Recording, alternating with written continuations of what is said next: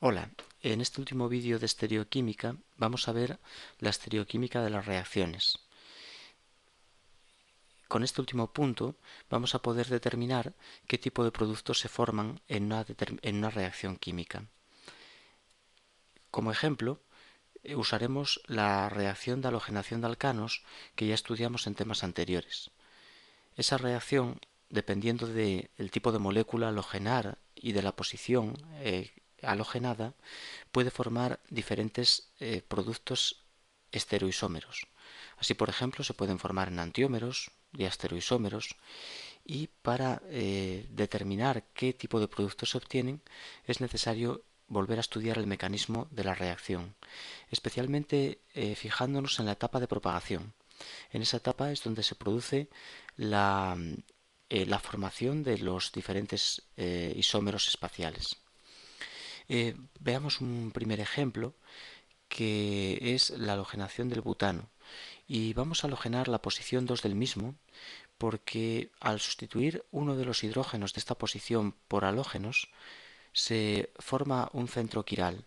Un centro quiral que, dependiendo de la disposición del halógeno en el espacio, puede dar lugar al enantiómero R o al S. La halogenación del butano tiene lugar por reacción de un halógeno con el butano en presencia de luz. Esta reacción reemplaza hidrógenos del carbono 2 por bromos. Y si el bromo queda hacia nosotros y el otro hidrógeno va al fondo, obtenemos uno de los enantiómeros posibles de la molécula, mientras que colocando el bromo al fondo y el hidrógeno hacia nosotros se obtiene el otro enantiómero. La halogenación de esa posición 2 genera ambos enantiómeros en igual cantidad, es decir, da una mezcla racémica. Esta mezcla racémica, por supuesto, carecerá de actividad óptica. Vamos a ver el mecanismo que tiene lugar en tres etapas: iniciación, propagación y terminación. La etapa de iniciación consiste en romper de forma homolítica la molécula de bromo mediante el empleo de luz, calor, peróxidos, para formar radicales bromo que van a pasar a la etapa de propagación en la que sustraen hidrógenos de la molécula de butano. Cambio la forma en la que dibujo el butano para que podamos ver un poco mejor los detalles de la estereoquímica cuando esta reacción ocurre. Esta molécula de butano, de la que señalo dos hidrógenos que van unidos al carbono 2 de la molécula, va a reaccionar con los radicales bromo, los cuales van a sustraer uno de estos hidrógenos del carbono 2. Estos hidrógenos reciben el nombre de hidrógenos enantiotópicos porque cuando uno de ellos se reemplaza por un bromo, obtenemos uno de los enantiómeros finales de la molécula, y cuando reemplazamos el otro hidrógeno por bromo, se obtiene el otro enantiómero. Los radicales bromo formados en la iniciación van a romper de forma homolítica estos enlaces carbono-hidrógeno. El hidrógeno se une al bromo para formar HBr y en el medio se van a formar radicales sobre el carbono que tenemos dibujado en rojo. Estos radicales consisten en un orbital semiocupado con un único electrón. Si dibujamos las cadenas del radical perpendiculares al plano de la pantalla, el radical nos va a quedar justo en ese plano. Y vamos a tener dos caras, ese radical tiene dos caras, la de arriba y la de abajo, que se van a halogenar por igual cuando las moléculas de bromo se acerquen al radical. Y esto nos va a dar los dos productos de halogenación. Estas caras, al halogenarse, generan enantiómeros. La halogenación de la cara de arriba nos da un enantiómero y la halogenación de la cara de abajo nos da el otro, que son precisamente los enantiómeros que tenemos aquí dibujados, arriba, en la reacción global. Por tanto, estas caras reciben el nombre de caras enantiotópicas, puesto que al halogenarse van a generar enantiómeros. Pasamos hoja y halogenamos las dos caras del radical para ver los dos enantiómeros formados. Vuelvo a dibujar el radical. Su característica importante es que es plano y posee dos caras iguales que son halogenadas por la molécula de bromo. La molécula de bromo se acerca o bien desde arriba al radical o bien desde abajo. La halogenación por la cara de arriba nos va a dar un producto. que es este que tenemos aquí. La molécula de bromo aporta un bromo al carbono rojo, que queda unido a él, y las cadenas metilo, etilo e hidrógeno se doblan hacia abajo para dar lugar a esa disposición tetraédrica característica de los carbonos sp3. Si la molécula de bromo se acerca por la cara de abajo al radical, uno de los átomos de bromo de la molécula se unirán al carbono que tenemos dibujado en rojo y eso nos generará el otro enantiómero. La molécula de bromo, al romperse, genera radicales bromo que nos quedan en el medio y que volverán a la primera etapa de propagación, arrancando hidrógenos del carbono 2, formando nuevos radicales que se halogenarán. Esta mezcla de productos es una mezcla racémica, dos enantiómeros que se obtienen en igual cantidad, puesto que las caras del radical son iguales, caras enantiotópicas, y se halogenan con igual probabilidad. Ahora vamos a halogenar una segunda molécula que es el S2-clorobutano y lo vamos a halogenar en el carbono, lo vamos a halogenar en el carbono 3. De esta forma vamos a ver otro tipo de radicales que en este caso en vez de generar enantiómeros van a generar diastereoisómeros. La molécula que vamos a halogenar es el butano con un cloro en su posición 2. El carbono del cloro es A, B, C. Por tanto, el giro en sentido de las agujas, pero con el hidrógeno que es D hacia nosotros, es S. Y vamos a halogenar el carbono de la derecha, el que tengo señalado en rojo. De nuevo, de él parten dos hidrógenos y los radicales bromo formados van a arrancar estos hidrógenos, generando un nuevo radical que posteriormente se halogenará con moléculas de bromo que hay en el medio. Estos hidrógenos, como veremos más adelante, van a producir una mezcla de diastereoisómeros y por ello reciben el nombre de hidrógenos diastereotópicos. Son una pareja de hidrógenos diastereotópicos. Al sustituir uno de los hidrógenos por un bromo, obtenemos un diastereoisómero. Y si cambiamos el otro hidrógeno por bromo, obtendremos el otro diastereoisómero. Esto se debe a la presencia de un carbono asimétrico en la molécula. Este carbono, el del cloro, es un carbono quiral con notación S y la halogenación de una segunda posición de la molécula produce un nuevo carbono asimétrico. El carbono del cloro no modifica su notación, no modifica su estereoquímica, mientras que, dependiendo de que el bromo quede colocado en el carbono de la derecha hacia nosotros o al fondo, vamos a obtener, este centro va a tener notación distinta y por tanto tendremos una mezcla de diastereoisómeros. Esas moléculas formadas por la halogenación en esta posición o en esta generará mezcla de diastereoisómeros. La halogenación con bromo y luz nos va a generar esta mezcla de diastereoisómeros. Como podemos ver, en unos casos reemplazamos el hidrógeno que está sobre la cuña por bromo, mientras que en otros casos, en el otro caso, reemplazamos el hidrógeno que va con lineatrazos por bromo. Son diastereoisómeros.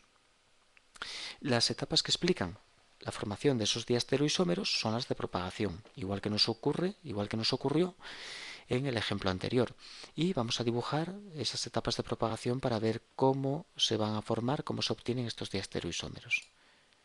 La primera etapa de propagación supone la ruptura homolítica del enlace carbono-hidrógeno y esta ruptura la realizan los radicales bromo con la formación de HBr.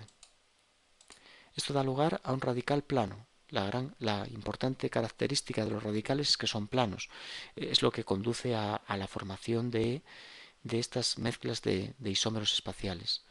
Sin embargo, las caras, en este caso, del radical formado no van a ser iguales, debido a que vamos a tener una cara más impedida que la otra. Aquí en concreto, la cara de arriba, según está dibujado el radical, parece más impedida que la de abajo, ya que tiene un cloro enfrentado al radical, al orbital que tenemos por la parte de arriba, ¿no?, del carbono.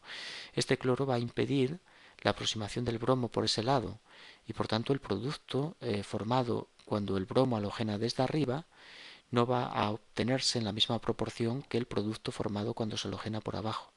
Es decir, las caras que generan diastereoisómeros, llamadas caras diastereotópicas, no son iguales y la molécula de bromo las distingue, de manera que halogena más por un lado que por el otro. Debemos tener en cuenta que el razonamiento que acabo de hacer, considerando que la cara de arriba está más impedida que la de abajo, puede no ser cierto, puesto que para ello debemos hacer una proyección de Newman del radical y dibujarlo de la forma más estable. Eh, una vez que lo tenemos en la forma más estable, ahí sí podemos mirar qué cara está más impedida. La cara más impedida se halogena menos y da el diastereoisómero minoritario.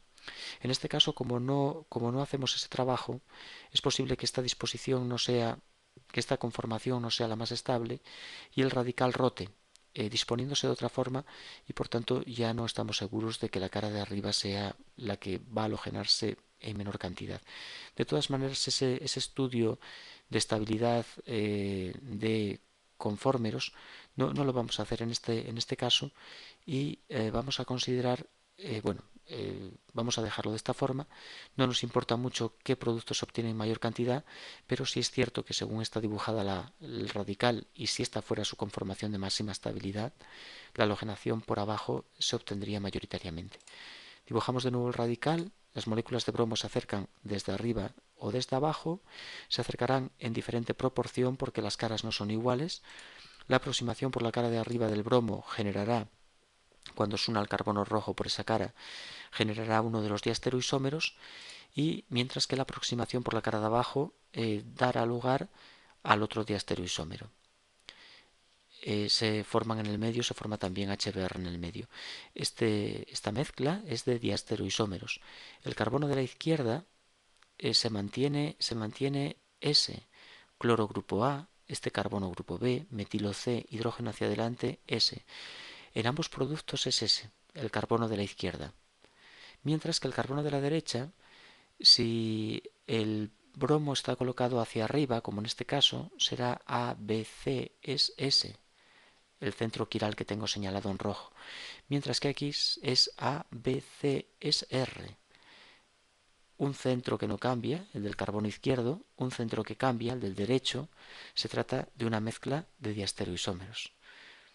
Esta reacción de halogenación en la posición 3 de la molécula de 2-clorobutano genera una mezcla de diastereoisómeros en diferente cantidad. Esta mezcla presenta actividad óptica, ya que los diastereoisómeros ni se obtienen en igual cantidad ni giran lo mismo. Puede que incluso roten la luz en el mismo sentido ambos, y si la rotan en sentido opuesto no tiene por qué ser en la misma cantidad, no tiene por qué ser el mismo ángulo. Aquí, bueno, dejo el último comentario. La halogenación de la posición C3 conduce a diastereoisómeros. Las caras del radical formado no son equivalentes, son atacadas a distinta velocidad por la molécula de bromo. Se denominan caras diastereotópicas, generan los diastereoisómeros en distinta proporción y los hidrógenos que arrancamos en la primera etapa, esa pareja de hidrógenos, se llaman diastereotópicos. Vamos a ver más ejemplos, pero ya en los problemas, más ejemplos sobre las reacciones de halogenación radicalaria. Bueno, con esto terminamos el tema de estereoquímica, un tema muy importante para toda la química orgánica. Se emplea tanto cuando se van estudiando temas básicos de orgánica como cuando ya nos adentramos en temas más avanzados. Siempre la estereoquímica es un recurso indispensable para el estudiante de química orgánica y también para el químico orgánico. Es necesario, por tanto, dominar bien la notación RS, poder dar con soltura notación a los enantiómeros, poder distinguir rápidamente moléculas que son enantiómeras entre sí o diastereoisómeras, poder de forma rápida y con seguridad qué tipo de compuestos genera una reacción química. Por tanto, es un tema que lo debemos trabajar con la máxima atención posible. Bueno, pues hasta aquí llegamos en este tema y espero que haya servido para entender mejor en qué consiste la estereoquímica